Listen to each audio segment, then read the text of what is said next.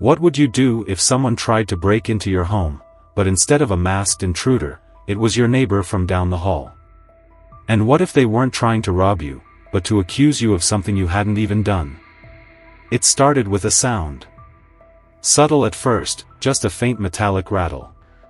I thought maybe it was the wind, or a neighbor fumbling with their own door. But then it happened again, louder this time, more deliberate. Someone was turning my doorknob.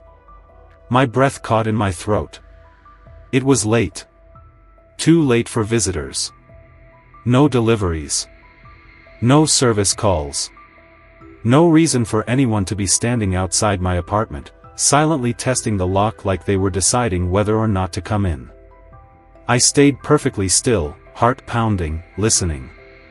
The handle twisted again, harder now, almost impatient. A cold chill crawled up my spine. I wasn't part of any community groups, didn't owe anyone money, hadn't pissed off a coworker or ex. The only logical explanation? This was a stranger, someone who had picked my door at random, trying to force their way inside.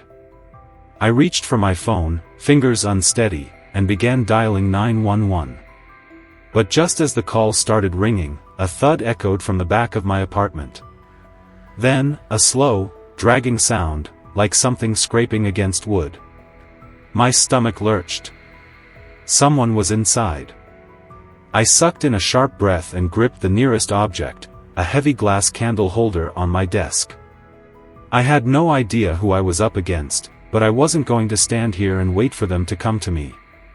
Step by step, I edged toward the kitchen, my heartbeat so loud in my ears that I could barely think. And then, she stepped into view.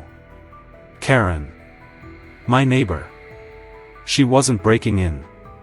She was already inside, standing there like she belonged, one hand resting casually on my chair, twirling a spare key between her fingers. I stared at her, my grip tightening around the candle holder. My mind struggled to keep up with what I was seeing. Karen. My neighbor. Inside my apartment. Not breaking in, not fumbling with the door, already inside. The sight of her standing there so casually, like she had every right to be, made my stomach churn. My voice came out sharper than I intended. What the hell are you doing in my apartment? Karen didn't flinch. If anything, she looked annoyed.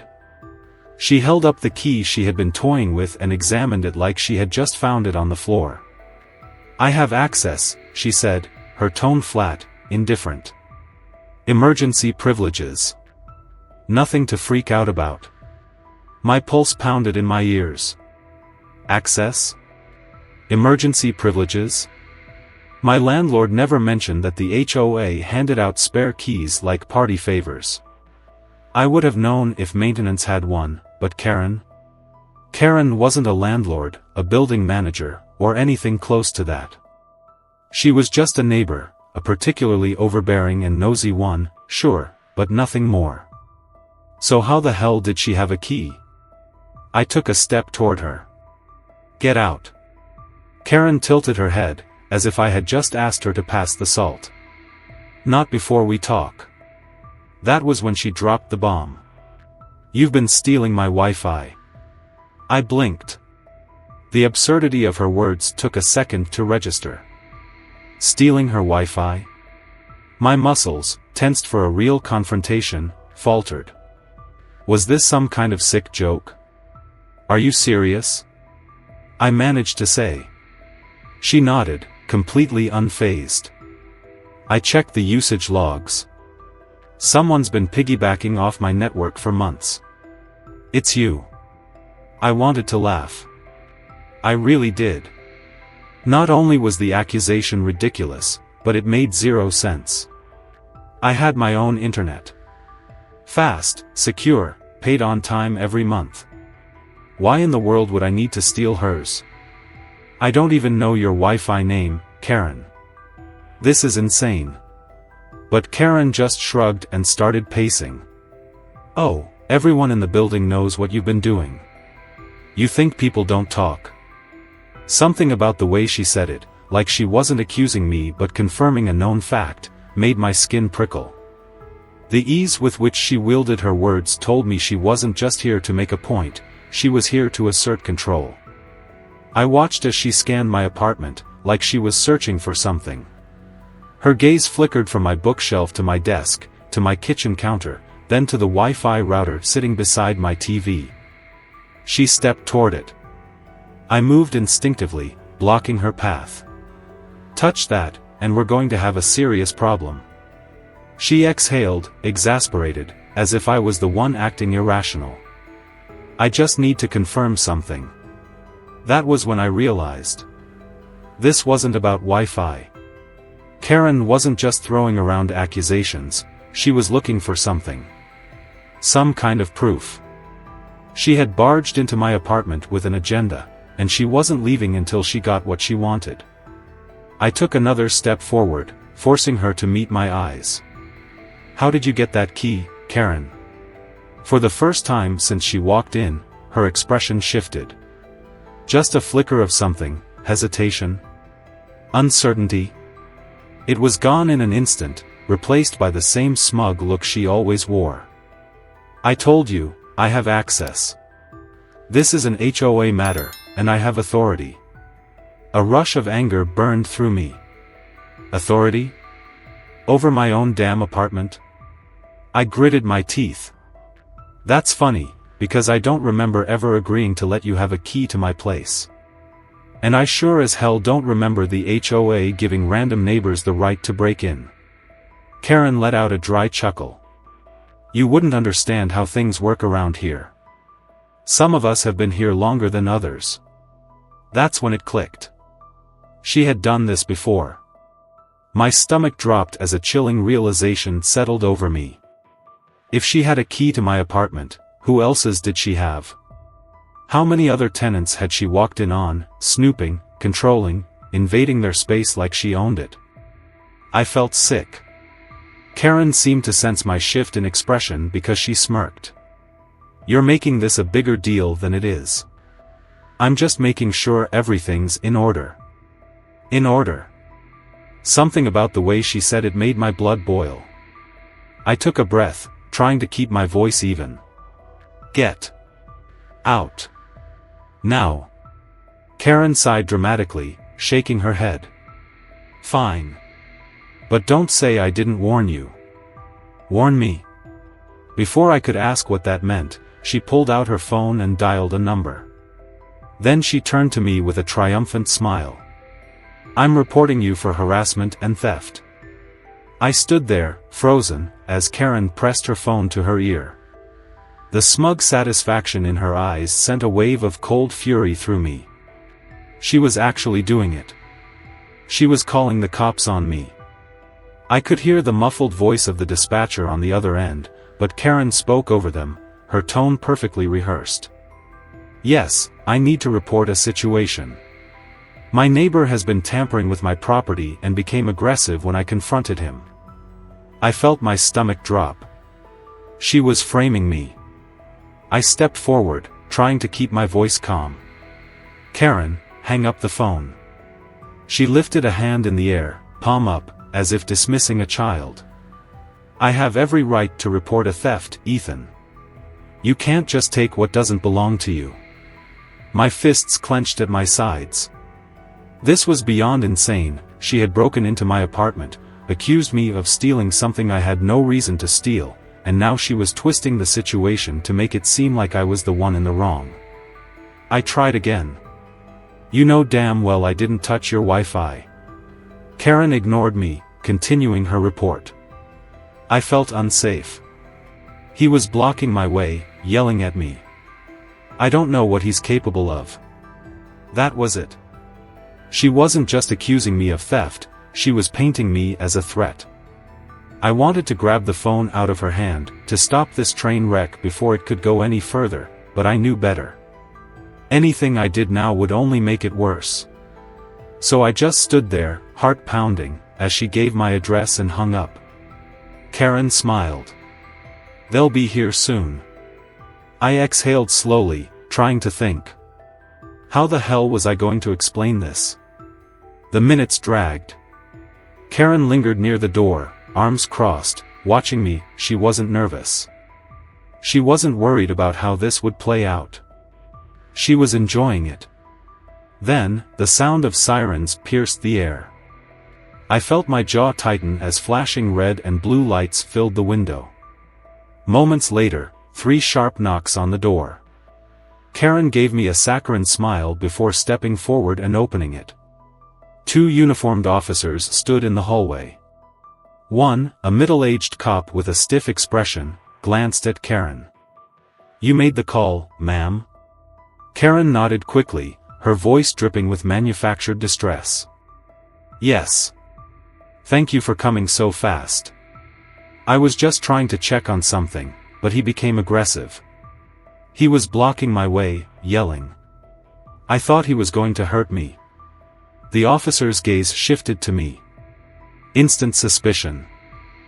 I barely had time to process before the second cop, younger and more impatient, gestured toward me. "Sir, step back and keep your hands visible."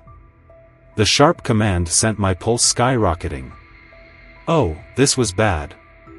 I forced my hands up, taking a slow step back. "I didn't do anything." Karen let out a soft, breathy chuckle. "Of course you'd say that." The officers exchanged a glance before the older one turned back to me. "We got a report that you've been stealing from your neighbor and that you attempted to intimidate her when she confronted you. Care to explain?" I took a breath, trying to stay calm. "She broke into my apartment. She has a key that she shouldn't have. I was the one telling her to leave." Karen made a wounded noise. "That's not true." The younger cop took a step forward. "Sir, do you have proof that she forced entry?"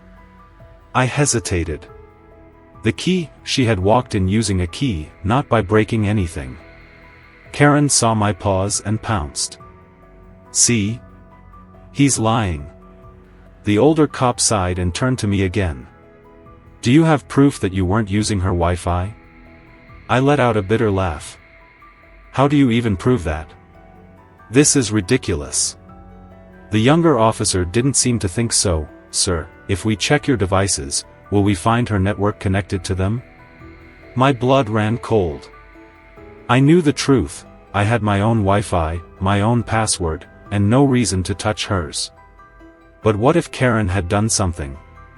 What if she had planted something near my router, the way she had been creeping around my apartment before I stopped her? What if she had logged into her network from one of my devices while I was out? She had already gone this far. Would she have set me up for something bigger? I was out of time to think.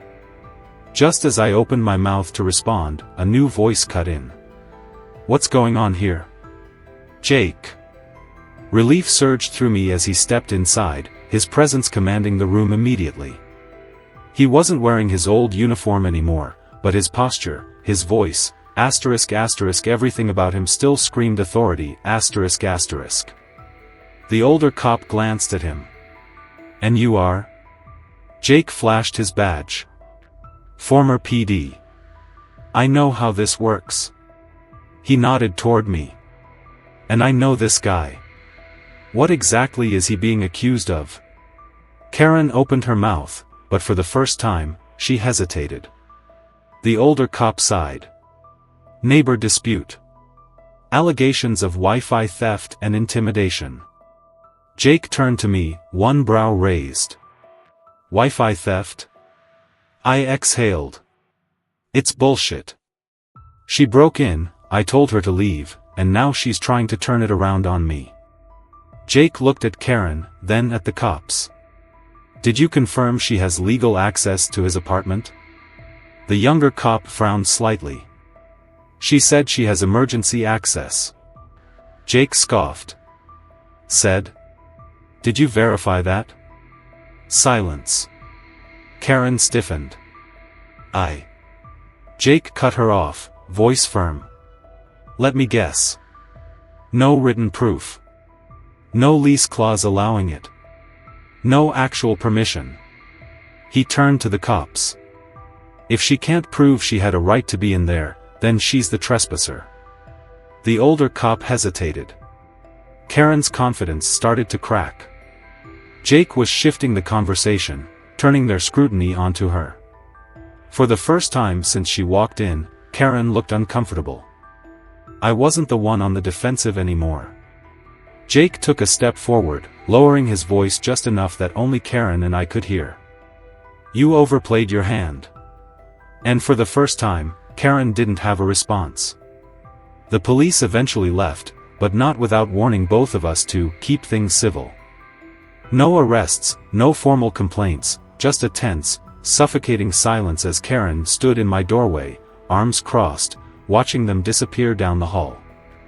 Jake stayed a little longer, just to make sure she actually left, and when the coast was clear, he exhaled, shaking his head. She's not done, you know that, right? I knew. The moment Karen had to back down in front of the cops, I saw it in her face, the sheer, bitter refusal to accept a loss. She wasn't someone who walked away quietly. No, she would find another way to win. And I was right. The next morning, I opened my front door to find a bright yellow HOA violation notice taped to it. My stomach turned as I ripped it down and scanned the list of alleged offenses. Unauthorized guests, Jake. Tampering with HOA property, my Wi-Fi router. Threatening an HOA member, Karen. I let out a bitter laugh. So this was her next move. I wasn't just dealing with a nosy neighbor with too much time on her hands. Karen had power. Real power, tied up in the labyrinth of HOA politics, the kind of bureaucratic nonsense that could bleed someone dry with fines, citations, and endless, unwinnable complaints. I wasn't even mad at the violation itself, I was furious at the blatant setup. She was laying the groundwork for something bigger, some excuse to have me fined, evicted, or worse. And then, later that evening, I heard the tires. A slow, deliberate crunch of wheels rolling over gravel outside my window. I moved to the blinds, heart pounding, and pulled them back just an inch. Karen was back. But this time, she wasn't alone. Two men stood with her near the building entrance. They were tall, broad-shouldered, and wearing HOA security badges clipped onto their belts. They weren't just random goons, they were enforcement. Karen gestured toward my door, speaking in low tones, and I felt a fresh wave of anger burn through me. She was escalating. The knock came, loud, insistent. I didn't move. Didn't answer. Instead, I watched through the peephole as Karen sighed dramatically, then turned back to her security detail. He's avoiding us. Just like I said he would. One of the men, the taller one, stepped forward and knocked again, even harder this time. We need to discuss these violations, sir. You can't just ignore an HOA order. I took a slow breath, trying to steady myself. If I opened the door, I'd be playing into her hands. If I stayed quiet, I'd look guilty. I pulled out my phone, fingers shaking, and dialed Jake. She's here again. She brought backup. There was a brief pause, then Jake's voice came through, firm and steady. Stay inside. I'm on my way. The knocking turned into pounding. I gritted my teeth and stood my ground. I wasn't going to let her push me into making a mistake. And then, I heard movement at the back of my apartment. A scraping sound, subtle but deliberate. My stomach lurched. They weren't just knocking. Someone was trying to break in. I didn't hesitate. The second I heard the noise at the back of my apartment, I moved, phone still in hand, my pulse hammering. I didn't need to check, I knew what was happening. Karen wasn't just here to intimidate me anymore. She was making her move. Jake's voice was still on the line. Ethan? What's going on? I kept my voice low, controlled. They're trying to get in.